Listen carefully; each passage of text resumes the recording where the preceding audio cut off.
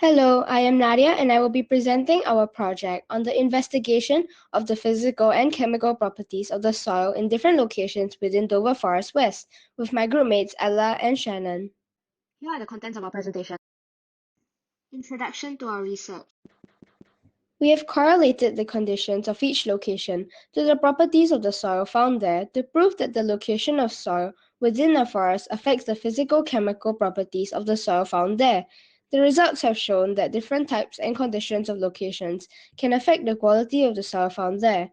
This research can aid in identifying whether the soil in a location within a forest is effective for growing plants in order to gain a good yield of crops before deforesting the land and using it for agriculture, promoting the responsible use of land and sustainable agricultural practices.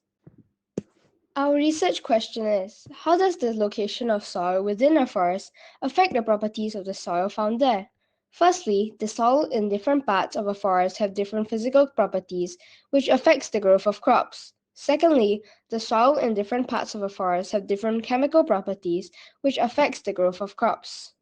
These are the sub-hypotheses that we tested. These are the various soil sample locations and our analysis of each location. Next, the methods of our research. Here are the equipment needed and the procedures for each of our tests. Moving on to our results and discussion.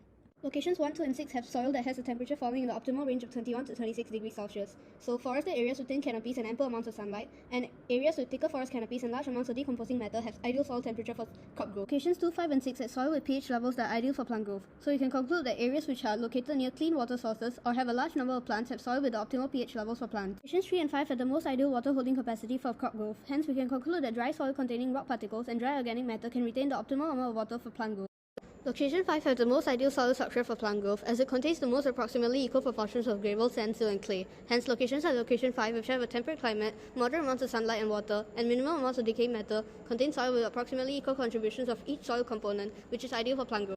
Location 6 has soil with the most ideal amount of nitrate nitrogen for the growth of plants. Hence, locations with large amounts of decomposing matter and decomposers like fungi and bacteria, such as mushrooms, have soil with the ideal amount of nitrogen for the growth of plants. Every location we collected soil samples from has soil with the most ideal amount of phosphorus for plant growth. Hence, we can generalize that most locations within a forest, regardless of topography, biota, and climate, have soil with the ideal amount of phosphorus for plant growth. Here is our conclusion and reflections.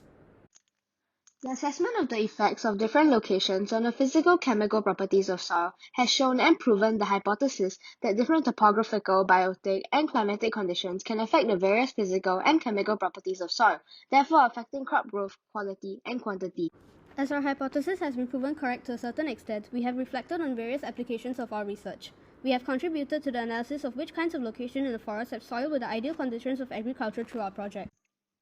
Our methods are efficient, effective, and easy to implement. This can aid in involving more people to contribute as environmental activists by promoting responsible consumption of land and sustainable agricultural practices through studying soil properties. Further investigation on the effect of the conditions of different locations on the physical chemical properties of the soil found there can be done for other forested areas in Singapore, such as the Bukit Timah Nature Reserve. In order to extend the analysis of the effect of location on properties of soil, the dependent variables of our research can be extended to include soil properties such as potassium, calcium levels, and soil texture. Thank you for listening to our presentation.